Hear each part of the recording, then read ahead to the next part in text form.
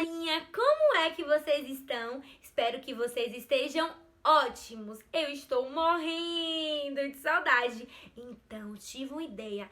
Vou lá terminar de contar a história pra galera, não é mesmo? Vocês precisam saber o fim dessa história. Que história? Ai, ai, ai. Quem lembra o nome do livro? Acertou quem falou a história de um rei. Isso mesmo. Ai, não assisti esse vídeo. Se você não assistiu, dá um pause nesse, procura aí no canal A História de um Rei Parte 1, assiste todo e volta pra cá, tá bom? Tô te esperando. E pra você que já assistiu a parte 1, vamos agora pra parte 2, tá certo? A Pro vai ler um pouquinho da última página pra vocês lembrarem, tá bom? Vamos lá. O inimigo do grande rei apareceu e tentou fazer as pessoas de barro pensarem que o grande rei não era tão bom quanto parecia. Ele disse que o grande rei estava escondendo delas uma coisa muito boa. Disse também que as pessoas de barro só iriam descobrir que coisa boa era aquela se desobedecessem à ordem do grande rei. Meu Jesus, imagina só. Vamos lá. E depois o inimigo ainda disse que mesmo se escolhessem desobedecer, poderiam ficar tranquilos, porque nada de mal iria acontecer. E foi então que uma coisa terrível aconteceu. Vamos ver que coisa foi essa. Olha, as pessoas de barro acreditaram naquela mentira e desobedeceram ao grande rei. Elas foram para longe do rei e começaram a viver sem ele. Agora, elas só faziam o que queriam, como se fossem seus próprios reis e rainhas. Olha a carinha de mal deles. O problema é que as pessoas não tinham sido criadas para viver e nem para cuidar do mundo sem o grande rei.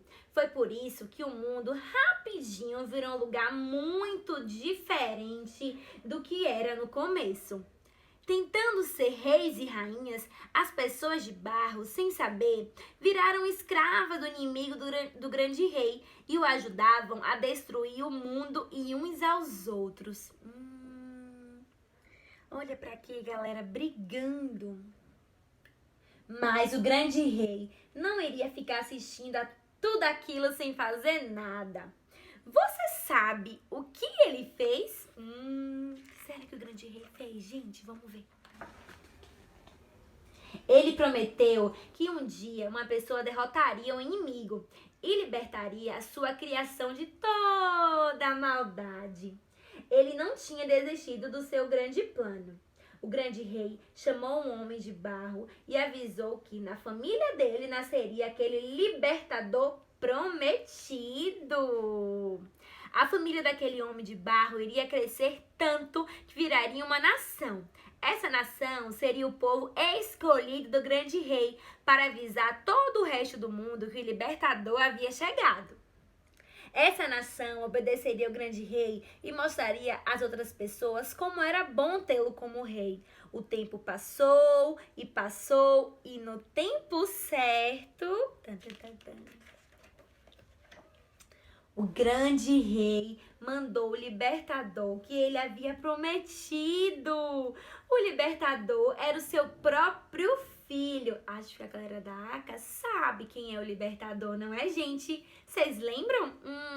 Vamos lá, vamos continuar? O filho do rei era tão grande, tão forte quanto seu pai. Ele poderia entrar no mundo coberto de uma luz mais forte que a luz do sol. Que luz forte, não é? Ele poderia entrar no mundo das pessoas de barro, rasgando os céus, montado nos ventos como se fossem seus cavalos. Mas não foi isso que ele fez. Não. Ele se esvaziou de toda aquela grandeza e decidiu descer lá do alto. Ele foi diminuindo, até ficar bem pequenininho e nascer no mundo das pessoas de barro, na terra do povo escolhido, na barriga de uma mulher, dentro de uma família, como um bebê. Que coisa incrível! Ele virou uma pessoa de barro. Ninguém sabia direito como ele iria libertar o mundo e realizar o plano do grande rei. Olha, gente, ele aqui, ó, pequenininho. Vamos lá. Até que o filho do grande rei se tornou adulto e começou a dizer para todas as pessoas: arrependam-se, porque é chegado o reino dos céus. Esse era o jeito de avisar as pessoas de barro que o grande rei estava dando uma chance a elas. Ele iria derrotar o inimigo e libertar o mundo da maldade. Mas, antes que quisessem, poderiam desistir de ser seu próprio rei ou rainha e voltar para o reino dele. Uma segunda chance, não é? Vamos lá. Durante toda a sua vida, o filho do grande rei mostrou que valia a pena se arrepender e voltar para o seu reino.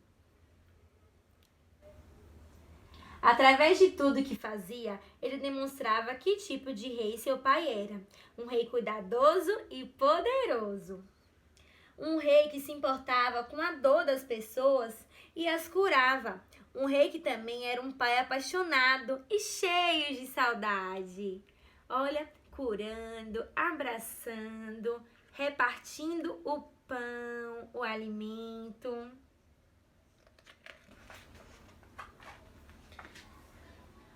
Algumas pessoas quiseram ouvir as boas notícias que o grande rei tinha mandado através de seu filho. Outras não. Mesmo vendo o filho do grande rei fazer muitos milagres e até fazer mortos viverem de novo, elas ainda diziam: o que será que elas diziam? Vamos ver. Esse homem está mentindo. Ele não é nosso libertador. Ele não é o prometido do grande rei. Esse homem é maluco. É melhor prendê-lo. É melhor não deixar que ele fale mais nada. Meu Deus, essas pessoas, hein?